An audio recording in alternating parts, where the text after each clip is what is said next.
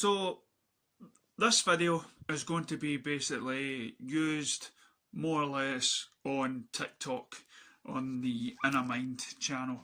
Reason was you get less than a copyright stuff. So on the YouTube channel, I don't even know if I should actually put the clips on this video. I'll try.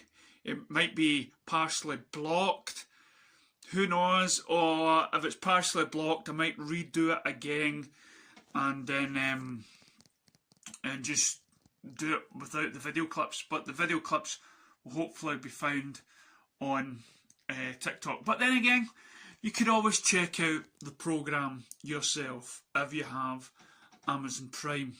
So for a little bit before I begin, it's going to be talking fast a little because, as you know, TikTok only has about a minute, and then that's you. You've got to sell your idea. You've got to say what you need within a minute time frame, and I'm actually enjoying it. So if I start again, if I do something, it's mainly because of it. So what is this topic going to be about? Well, let's start. So just watched this episode called Capturing the Light. The story about how an innocent, sort of old woman, mother, granny, wife, whatever, and she takes a camera and she films lights in the sky. A woman that didn't look for fame, didn't look for money, and kept it secret for many years, and has now found the light of day. And as experts will show, that 8mm camera which she filmed in hasn't been altered, and at the time when she was filming it, there was nothing that anybody could do to the film to make it fake. So you get all these experts at the start basically saying, no, this was actually there. Now, I know what you're saying. It was lights in the sky. We've all seen it before. And to be honest, at the start of this documentary, you're kind of eeing and hawing, and you're wondering, what are you going to show me that's going to blow my mind? All this talk about it, but the fact that this woman has been visited so many times. In fact, she recalls a time when they actually came to her door and told her that she, because of her good nature, this was a woman that was meditating. Now, of course, I've talked about before is your consciousness and how you communicate without any talking, and you can and you talk with your mind. Well, she's been meditating every day for most of her years, so of course they must have zoned in to her goodwill, her good intentions, and has been visiting her for many years. That she actually accumulated a lot of film, hundreds and hundreds of films. Now, I was watching this documentary thinking, right, so we've all talked about the film, we've all talked about what she filmed, and we get wee snippets of what she did film. So then I'm thinking, well, when are we going to sit and be amazed of what she's captured? When are we going to see that? But then the documentary takes a little twist. And they actually, while they were making the documentary, they actually witnessed the lights in the sky. That's right, they actually witnessed it. Now, I know what you're saying, well, it could be faked, it could be one of those paranormal activities, Blair Witch things, where it's actually not a true story, and because of the documentary, they were making it happen outside. Well, you could, of course, every skeptic has had the right to do that. But the cameraman, when this documentary was done, I really doubt that they had the sort of money or the budget to actually make this seem real. And in fact, when you look at the women's film and you listen to the experts, they say it would have cost millions for a film company to actually take the original film and do something with it. It would be too costly for them to even achieve it. So for a wee woman who didn't seek for fame, to go to all this bother doesn't seem necessary. There's also, in the clips, not only do we see the signs of the aliens and the family's reaction, but we also see signs of the consciousness actually coming forward. What do I mean by the conscious coming forward?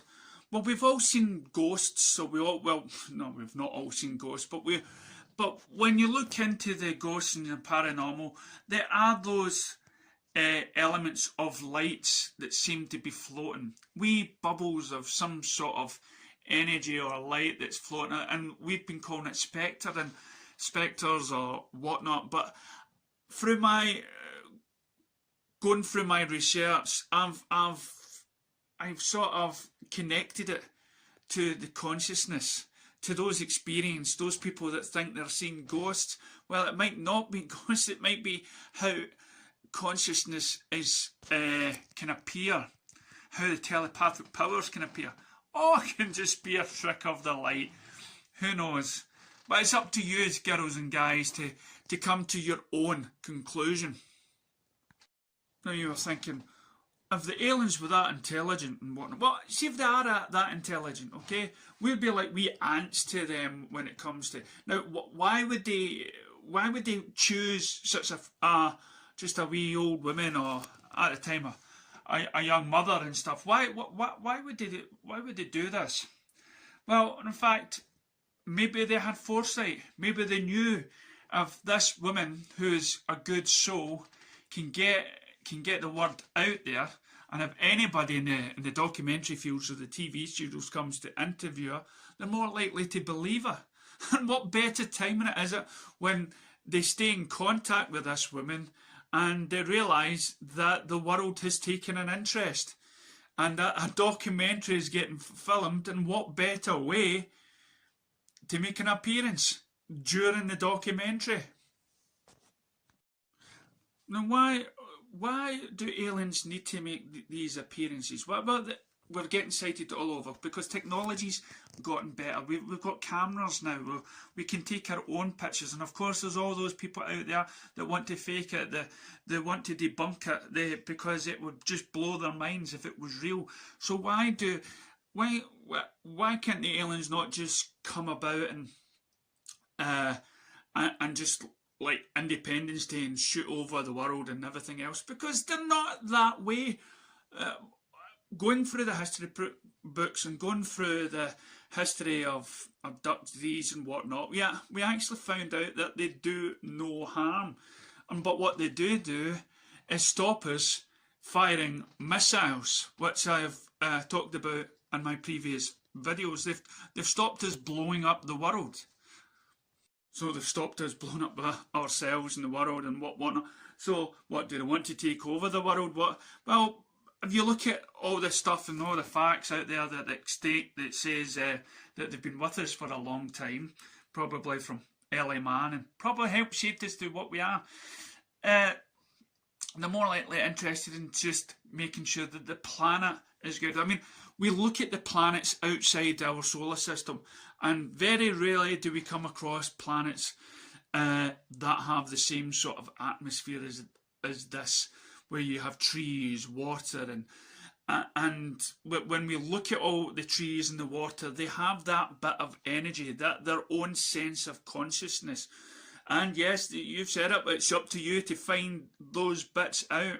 I've tried to use it on my videos to prove that water does have a conscious. So, when we talk about this lovely planet and the trees and the plants and everything and else, that all have this life, this burning, and this, and all the different types of life around this planet, and the atmosphere and everything else. It's such a beautiful planet, and for it to go, then maybe we stop the supply of what we've got to our neighbours out there, and that's why they want to protect it. They don't want to exterminate any living creature. In fact, until we get to a point in our lives where we can actually have peace around the world, that's probably when they will make an appearance. And those people that they do make an appearance to, like this woman, maybe she has the kind of good heart. Maybe she's the person that they're more connected to rather than any government official or president that have war on their minds. So if you're on TikTok, and if not, the bits I'm going to show you, I don't know if I've managed to put it on this YouTube channel, but the bits I'm going to show you is after we've talked about the woman and her family. We join her when they're getting interviewed. When the camera crew is about to leave to do some editing. And then as they look back on what they filmed, they notice the lights in the sky. And some of the people in her family that have doubted her for many years, apart from her granddaughter that says, "I believe you, Granny," and stuff like that, they now all witness what this lovely woman has been going through for such a long time, through all the skeptics and everything else, and even through the film, people still deny, even their loved ones. And this is what we are faced. We are constantly faced with people that will go out of their way, even close family members, to debunk any idea of it. And people ask me, well, why do, I won't believe it until I see it. Well, because they close minds and they are scared. But now we come face to a family who were there when they were recording, and they went out to investigate. They didn't just accept it, they would go out and to see if they can actually call it something else, and they couldn't. And now they are faced with reality that for all these years, they now realise that this woman was visited, and the lights in the sky, well, they did capture it. Look at this very strange footage and assess whether there was any other way that Dorothy was producing it, other than the way she said she was doing it. As the years have passed, our capabilities in the industry of duplicating what Dorothy does have increased. The problem is that the volume of Dorothy's work is so massive that even a group of very skilled people in our industry would take a tremendous amount of time to do it, and would cost a tremendous amount of money. The process is extremely complicated to get from a visual effects image on a computer and then telecine it down to 8mm. It's not done. 8mm is not the kind of film that we use professionally. I can look at her work over the last 15 years that I've been involved with her and say pretty unequivocally that she's not cooking this up in a basement lab. It was a terrific responsibility, and I didn't want to get anyone involved. But one day I just said, all right, I'll do it. I'll do as best as I can. I would just discount it or figure it was a faulty film or whatever, but I would try to ignore it. I didn't want to talk about it. I don't even bother looking at it anymore. The director said to me, look, we've got a call from this woman who claims she's filming objects in the sky, thinks they might be UFOs, so do you want to go and take a look at them? Knocked on the door, answers the door, it's like a little housewife, there she is, come on in. When I got back to the planetarium, well, what happened, did you talk to her, what did you see? And I said, I saw these amazing films. I have not heard of anyone else ever doing this in the world, so I mean, this is very unique. My feeling is that once you see it, you... In 1974, in the afternoon at 4 o'clock, I saw this thing up in the sky, wobbling and dancing around. And when my husband got home from work, I told him, he just looks at me and says, okay, and he walks away. That same evening, this bright light comes through the curtains. I could see it. It was heavy curtains, drapes, and here, there's this light, could be seen through it. I told Duncan about it. He ignored me and kept on watching this game. He didn't want to miss a shot or anything. So I went into the guest room and I looked out there, and here they were up in the sky, sitting right there. As beautiful as can be. When I first looked at it, I thought, oh, the moon. I said, can't be the moon. How can it be so low in the sky? It started wobbling. I said, moons don't wobble around, So I was thinking in my mind, I was thinking, are you real? And as I watched it, I heard it in my mind. Don't be afraid. Yeah. Don't be afraid, we are real. I went and got a flashlight. I said, okay, I said, if you're real, I said, do what I do with this flashlight now. So I went, 1, 2, 3, sideways. It went 1, 2, 3 sideways, 1, 2, 3 this way. It went that way. Then I went 3 up, 3 down, and they were doing everything I did with their light. After that was gone, they were gone. When I was first introduced to all of them, they just came. I usually meditate when before I go to sleep and say a bit of prayers and meditate. All of a sudden, like light appears.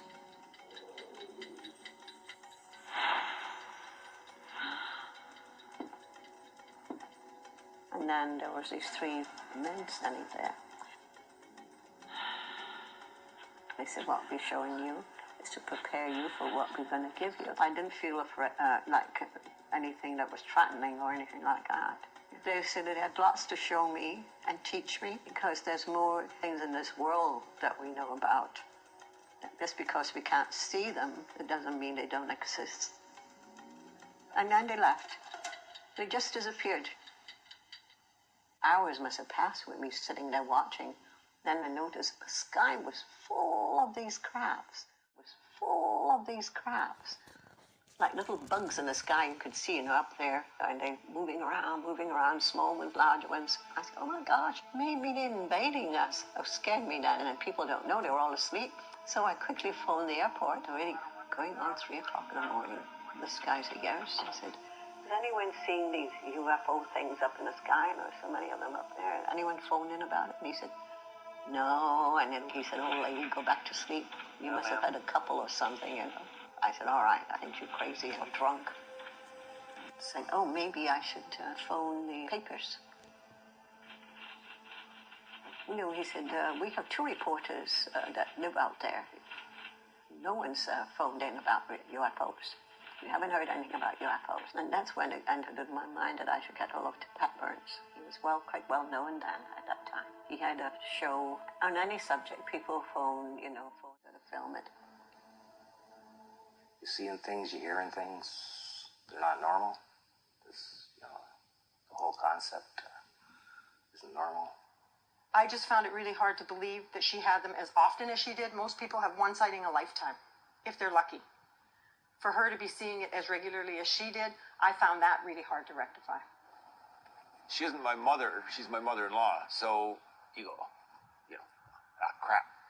Forget it. If it was my mother, I'd be probably, you're just a different feeling. And I was that way, everything like that. If I didn't see it, it's not there. That's all there is to it. They all thought I was imagining it or, losing it. So I said, I've got to prove it to people. And I thought of Duncan's camera, so I had to borrow it off him. And I said, if you don't mind, I said, I need to borrow this because I need to do some filming. So he just looked at me funny. It's the first time I ever slept there. It's a very high-pitched sound. That dogs will pick it up, and I'm able to pick it up. But people around me can't hear it. So when I heard that, I just picked up my camera and started filming. I was there that night when she did her first film. She phoned up excited about she'd captured something on film, and so I came over to see. But by nature, unless I see him straight up and he talked to me, I'm not going to believe it. When my films come back from the lab, I was using this thing to check it out, frame by frame. The first image I saw was all these little lights dancing around, small lights, red lights and white lights, and they're dancing around all over the place. I said, oh, I captured it. I was very surprised, and I felt a little better. I have proof. I've got it on film. See, depends on which way to turn the craft. And if they want you to see them, they will appear, either on a small little window and looking out the windows.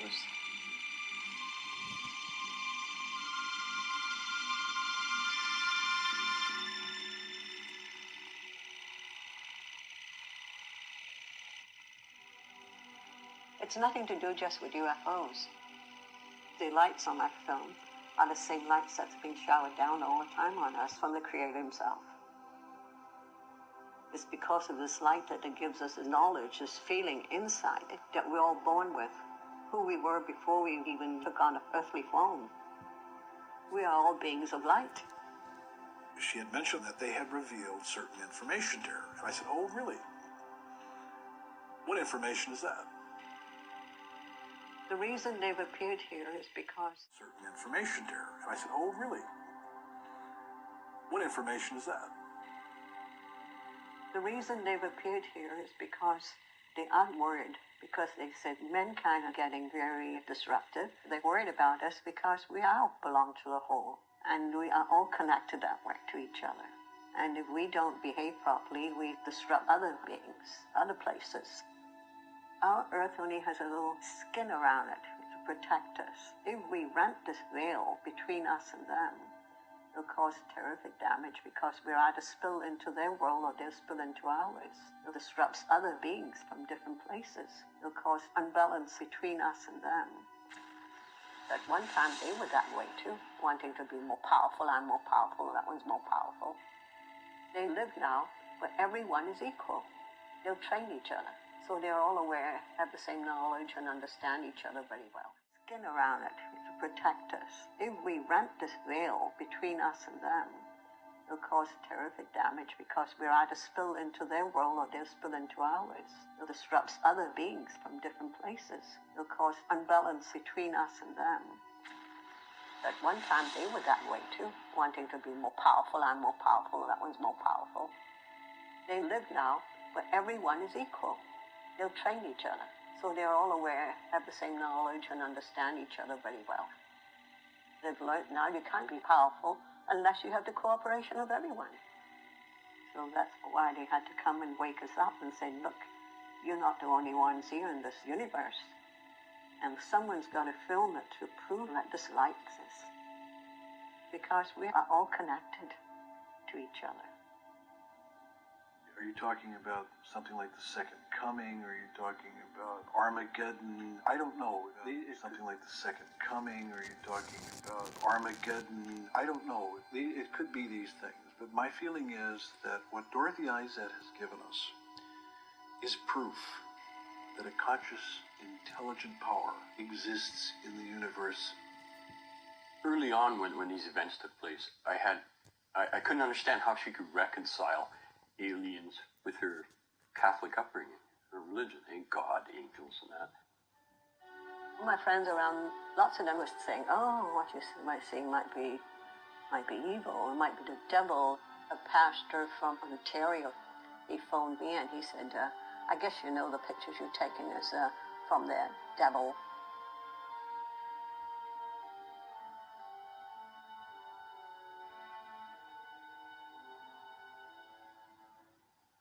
That got me worried. I said, are they, am I wrong? Things are coming through. I said, oh, maybe it's like a wolf's in sheep's clothing. All kinds of things are going through my mind then. And a lot of nasty things did happen. Sometimes I'll turn the lights on and you can see them scooting into the corners of the wall. The fear was causing a negative energy because I'm not innocent anymore. When you have that innocence there, you only get the good things that come. But when you lose it and let doubts get in your mind, then this is when these things happen because you're no longer pure anymore with their thoughts. The kids at that time, they were just whispering. And you can always catch it when you come in. All of a sudden, everything is quiet and feeling, what should I do with Mom? And they feel sorry for me in a way. And then they were getting a little worried.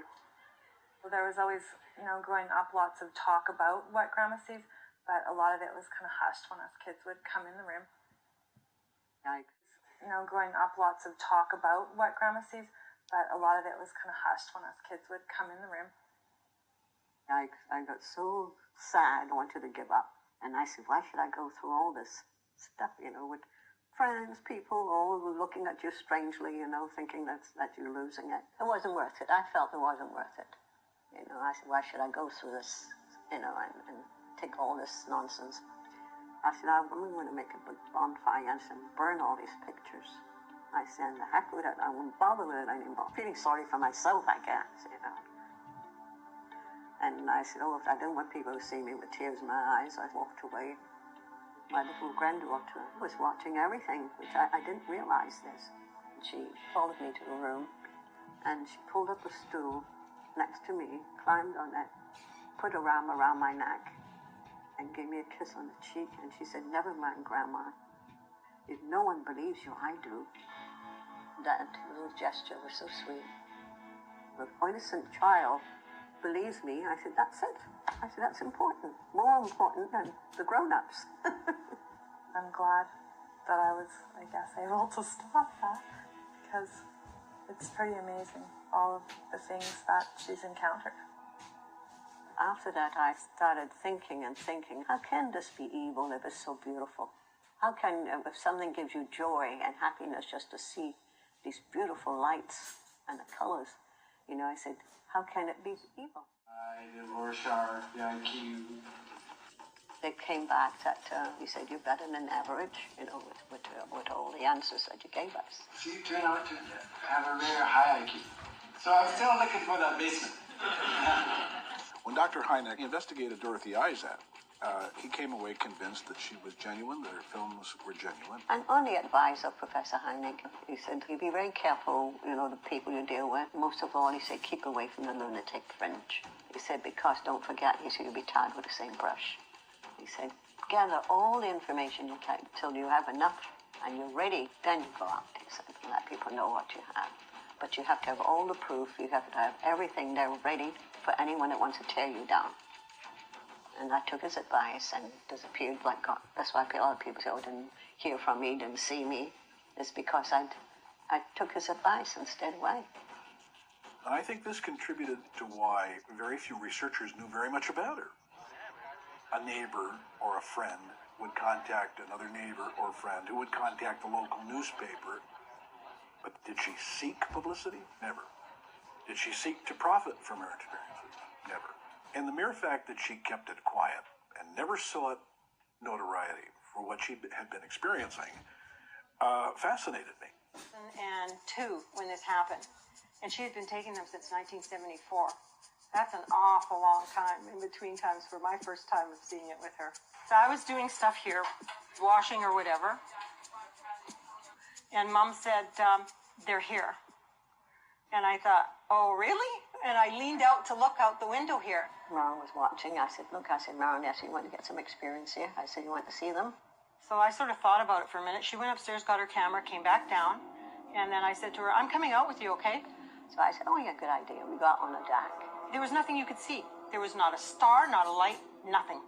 So I thought, okay, this should be interesting. And then we saw the one light came, 2, 3. And then all of a sudden, 3 lights, like round balls, 2 littler ones, 1 big one, came in. And it just sort of pulsated a bit. Mom put her camera down. She says, "Okay, I've got enough. It's getting kind of cold out here. I'm going in." I'm standing on that deck thinking, okay, did I really see this? I mean, my hair is up on my arm, and I'm thinking, okay, I wasn't hallucinating. I didn't have any wine with dinner. What's going on? And I mean, you have to believe when you see that. What do you do?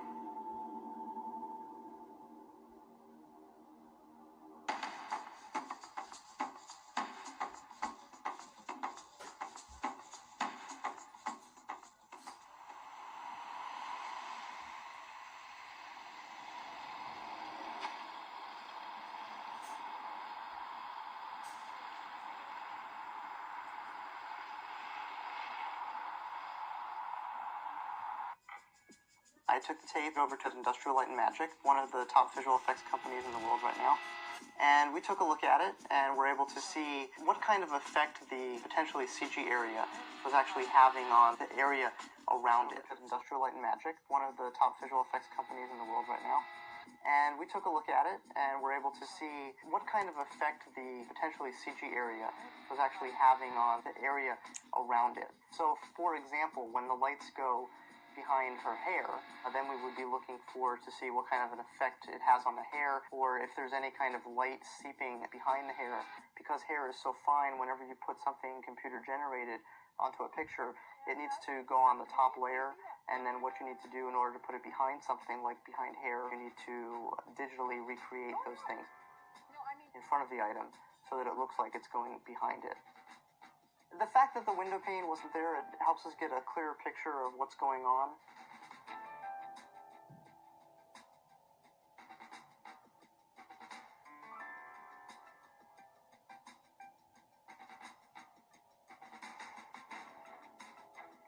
Spaceship looking something behind her, a series of lights that are going on, kind of floating back and forth.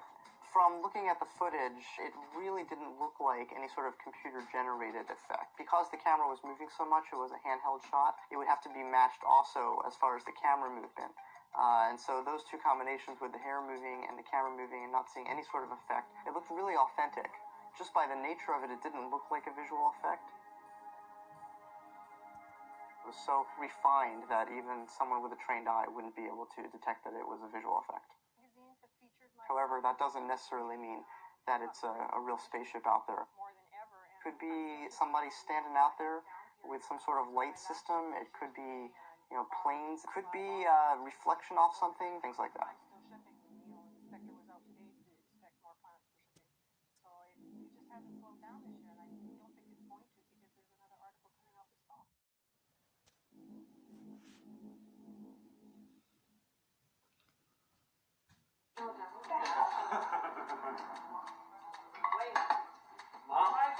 Wait for the old people. No, you go.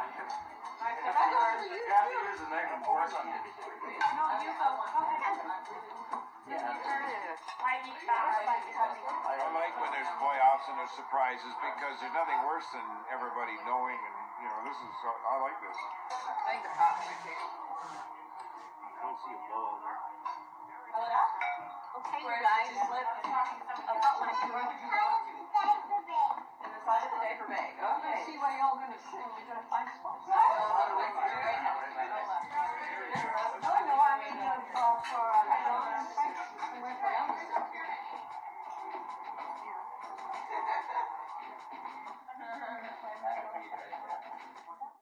for thinking, okay, did I really see this? I mean, my hair is up on my arm, and I'm thinking, okay, I wasn't hallucinating. I didn't have any wine with dinner. Mom started seeing them in November. Actually, she saw them before that, but when she first started filming them was in November. The same year that my youngest was born. What did you think about any of the stuff that you had seen? Well, at that point, we were seeing a lot of pictures. Oh, look at that. What is that? Oh, my. Website the second year I was in business, and I started exporting to different countries. And before you know it, it's been 5 years now, and I'm exporting to everywhere: Switzerland, Syria. Got my first order for Russia this year, which was thrilling. So it just hasn't slowed down this year, and I don't think it's going to because there's another article coming out this fall.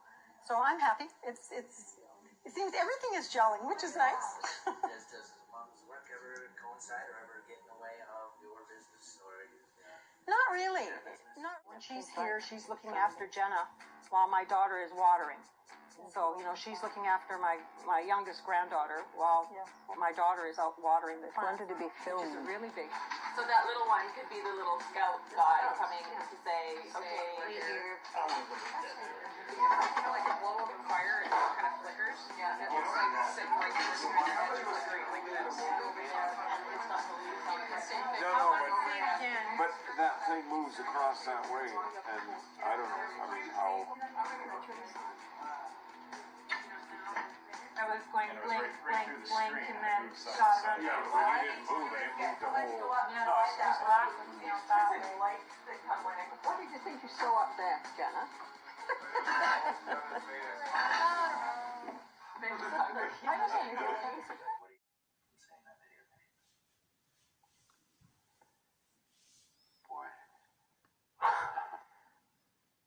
Right after he saw that, the first thing he did was get into his car, drive up on the road, turned around there a few times, and came back down. I got in my Jeep and went up into the mountain and to see if there was any conceivable way you could be picking up light from up top of the mountain. So I did some driving around out there. And they were to look out for the lights to see if they could see the lights. We were trying to see if we could see his vehicle or anything. We couldn't see it because once it gets in front of the house, it's behind the hedge all the way down. So, and he couldn't, he couldn't see the window from the house, from the road either. And they couldn't even see his headlights when he went up there and turned around and came back down. Parts of it could be explained for reflection, but certainly not that single light that moved across the behind her head, mainly because it moved from one pane to another.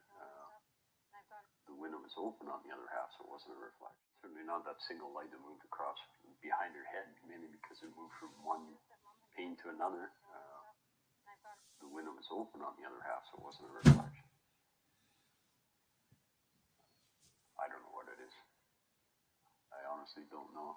She's talking, and there's a light to one side of her, and as she's talking, she's moving this way, and then it's kind of like, oh, hello, I'm over here, and then it kind of shoots behind her and comes out the other side. And, you know, a couple people have said, well, it possibly could have been a car, but the road doesn't run that way. The road runs the other way, so it's not, to me, it's not possible that that could be a car. I sit at the end of the table that's looking out that window all the time, so I know there's nothing there, and you know, like I'm not gonna. I know it isn't anything to do with anything out there as far as. I know it isn't anything to do with anything out there as far as a neighbor's light or a road or anything like that. That's the kitchen window that you were speaking of with Marilyn, where you interviewed her in front of, and that's the window right up here that faces straight east. And I guess it's about 10, 12 feet to the bottom. From here, there is no houses or anything. That whole mountain is bare up the top up there to the east. There's just those few houses at the end of the road where it goes up a bit.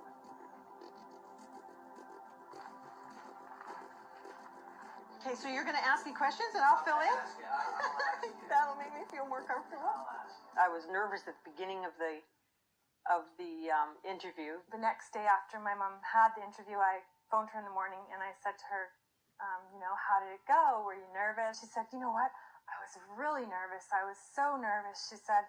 And then I started to talk Of the interview. The next day after my mom had the interview, I phoned her in the morning and I said to her, you know, how did it go? Were you nervous? She said, you know what? I was really nervous. I was so nervous, she said. And then I started to talk. You became aware of your mother's work when? Right when she first started taking it in 1974. And then I wasn't nervous. Then I just put it down to, okay, I don't know why I'm calmer, but I'm calmer. I'm almost getting goosebumps talking about it. During the first few seconds of my mom's interview, I can see two separate balls of light. One comes in from either the left or right, and it looks like it goes kind of slow across her, and it almost like enters her body through around her throat level.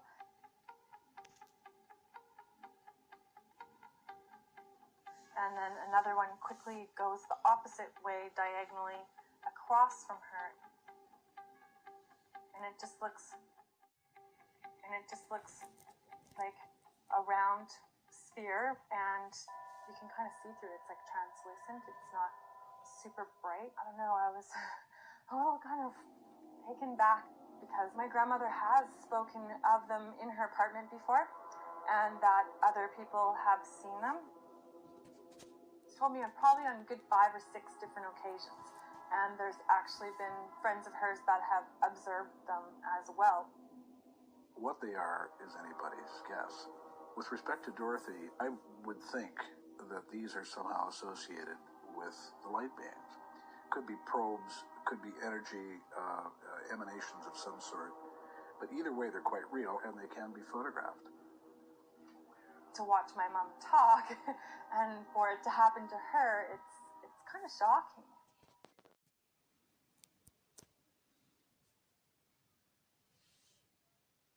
Oh yes.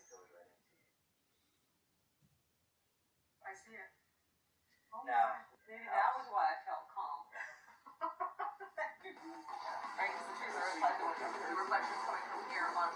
Except there's a maple tree over on the other side, way over there, and it's not going. But see, okay, there's the angle. The house goes like this. The road goes up there. Totally, I think he's got his own ideas. Been the biggest cynic, the biggest cynic downstairs. Jerry. He can't explain it. He's usually the one with a quick explanation, whether it makes sense or not. It's got him thinking, and I'm glad. You know, people have to have their minds open to receive things. You can't negate things before you even understand it. And unfortunately, too many of us do that. Right away, we say, oh, it's not possible. instead of thinking, okay, how could that be possible? But I think the same way. They can't explain it now. And everybody hasn't had time to go home and sort of think about it themselves or digest it or whatever. I think it's got everybody stumped, like my daughter and stuff too. It's like they're shaking their head. And I think everybody probably wants to sit around by themselves and think about what it is or whatever. Nobody, it's just something that you don't know what it's just unexplainable. I don't have any doubts that that's what they are. Not after listening to what Mom had to say about it and the way she's always described them. It's not my grandma even filming. It's somebody else filming. It's my own mother it's happening to. So, it's kind of a lot different. For me, it's really kind of convincing. I'll be astounded day 1.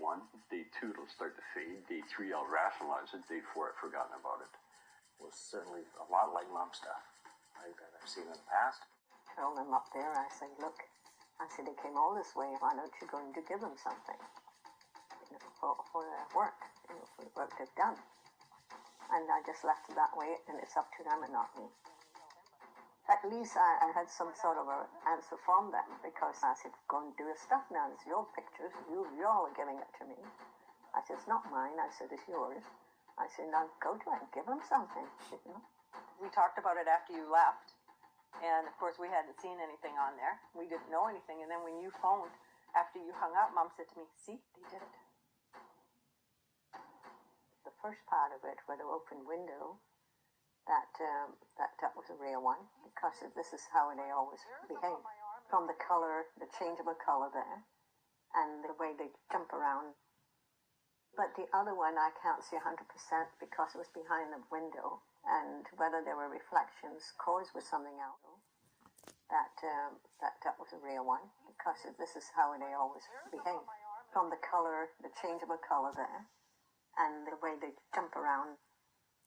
But the other one I can't see 100% because it was behind the window, and whether there were reflections caused with something else, but it's possible it's them too. From the shape and everything I have on film that's very similar to that. So, she's looking after my youngest granddaughter. I think it's fascinating that this happens when you go to do this interview. I think that makes my point. Whatever a person's view might be of what they're looking at, isn't it interesting that it happened when you were there? It happened for me when I visited Dorothy, and it happened for you when you went there to do this interview.